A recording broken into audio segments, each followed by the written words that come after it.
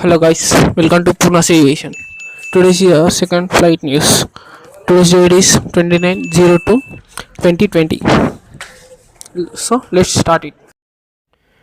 Today's first news is about Aerlingus. Aerlingus take delivery of its first Airbus finally, A330-300. It's a final aircraft that ordered by the Aerlingus, Dublin-based national flag carrier of Ireland. Aerlingus has yesterday taken delivery of its Airbus last ever A330-300, sporting the Irish Airlines new livery and logo. The aircraft registered as EI-EIN took off from Toulouse Friday afternoon heading for Dublin International Airport. The new arrival of the IAG-owned carrier's long-haul fleet brings its total number of A330-300 aircraft to 11. Aer Lingus to increase summer capacity to North America. According to a press from Aer Lingus back in November, the Skytrax World Airline 4-star winner said that for summer 2020 it would be increasing capacity on its transatlantic flights. In fact, flights from Dublin to Orlando International Airport will increase from 4 per week to 6. Furthermore, it will service to Miami International Airport will increase from 1 flight per week to 2 to 3 weekly services. On the US West Coast, flights from Dublin to Seattle Tacoma International Airport will go from flight times per week to a daily service for a summer schedule.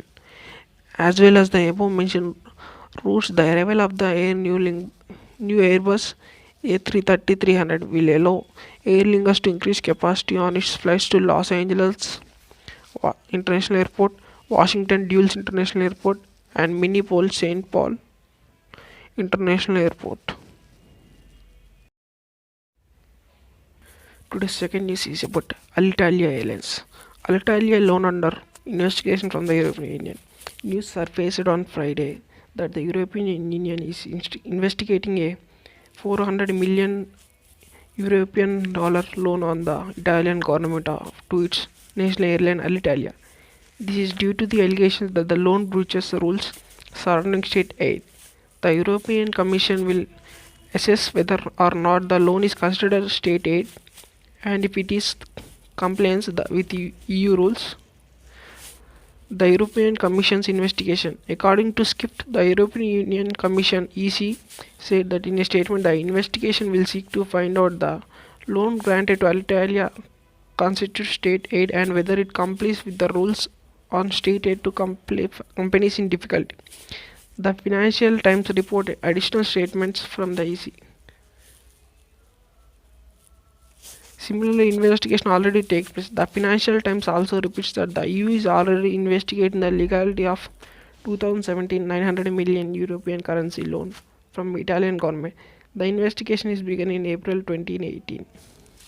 Italy Minister of Economic Development told the newspaper late last year that the 900 million in loans from the Italian government did not count as state aid. The reasoning that was that the loans would be only last until the airline was sold. We are not providing state aid to the Alitalia airline, but for the management of a sale process that unfortunately has taken very long time. It has been said by the European Italy minister. Today's third news is about American Airlines. Everybody has a question that what new aircraft will American Airlines takes in 2020? American Airlines already has over 900 aircraft in its mainline fleet, making it one of the largest in the world. However, that is not stopping the airline from counting its fleet size. In 2020, American is expecting that taking on 53 additional aircraft. Let's see what new plane the American Airlines will take in 2020. One Airbus A319. Americans will be expecting the following deliveries in this year, according to the airline disclosure: one Airbus A319, 18 Airbus A321 Neos, 22 Boeing 737 MAX aircraft, 12 Boeing 787-8 aircrafts. Overall, aircraft delivery schedules are not set in the stone. Airbus is facing delivery delays on A321 Neos, while Boeing 737 MAX grounding has no firm end date yet. Thus, the number of new planes American takes in 2020 can vary. However, without these new aircraft, American would not be able to retire older aircraft and strive toward achieving greater fuel efficiency. The fourth news is about Delta Airlines. Delta's CFO to depart after 23 years of service. On Friday, it was revealed that Delta Airlines Chief Financial Officer (CFO) Paul Jacobson has announced his retirement. Have been Delta for over 23 years, he has seen Delta through quite a bit. CFO Paul Jacobson announced his retirement.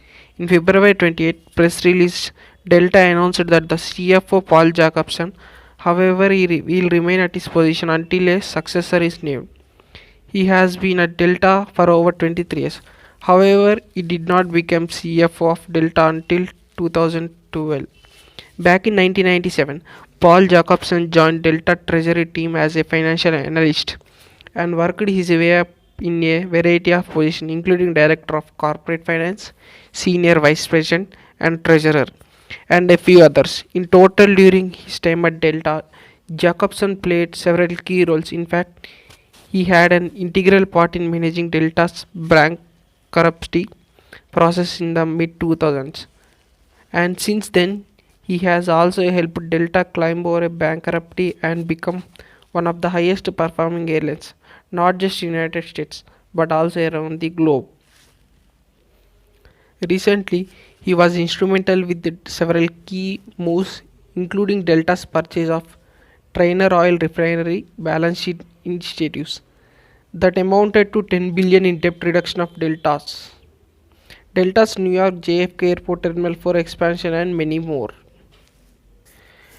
Delta said that not immediately announced who will take the place of its outgoing CFO. Rather, the airline will search for a suitable replacement.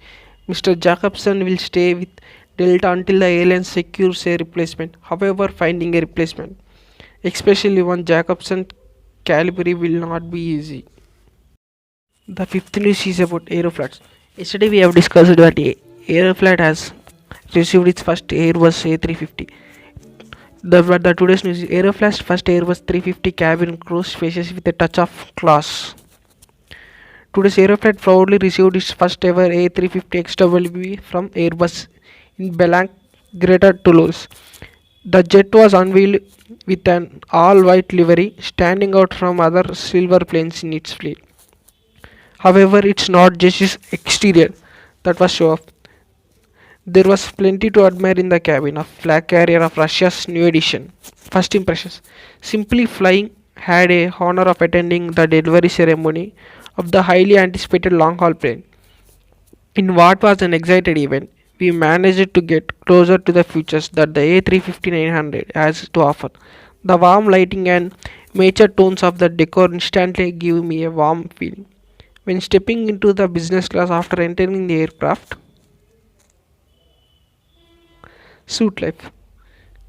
There are 28 private business class suites with full flat beds and sliding doors. These are placed in a 1-to-1 configuration. Personally, my favorite spot was the suite next to the window, but with the actual seat next to a aisle. However, there was no doubt be plenty of passengers preferring the suites that have the seats propped up against the windows. Throughout the cabin, behind the mini kitchen area, there are 24 premium economy seats in a 2-4-2 formation, which Aeroflat call its comfort class. The Aeroflat chair is ready for action. Altogether, Aeroflat has placed an order for a total of 22 A350-900s.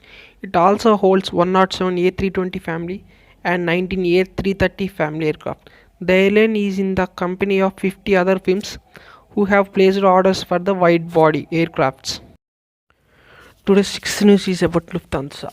Lufthansa warns it will cancel up to 25% of its short-haul flights. Lufthansa has warned that it could cancel up to 25% of its short-haul flights. The exact number of flights that the airline will cancel is not yet known, and it will depend upon how the coronavirus situation develops. The coronavirus epidemic is slowly gaining traction within Europe. In fact, in Italy, alone there are already 650 confirmed cases of coronavirus. This dwarfs Germany, which has the second highest number of cases, standing at 46. This is according to the latest data from the World Health Organization. As airlines continue to deal with a fall in demand and try to contain the situation, Lufthansa has now announced it will take action. The Lufthansa Group today announced that it could reduce the number of flights, medium haul flights and short haul flights up to 25%. In a statement sent simple flying, the German airline group said, within the coming weeks, the number of short and medium haul flights will be reduced up to 25%, depending on the further development of the spread of coronavirus. What's happening elsewhere?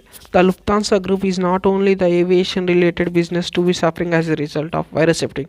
In fact, earlier today, Fraport, which runs the airport with where Lufthansa is based, is looking to cut costs according to their routers.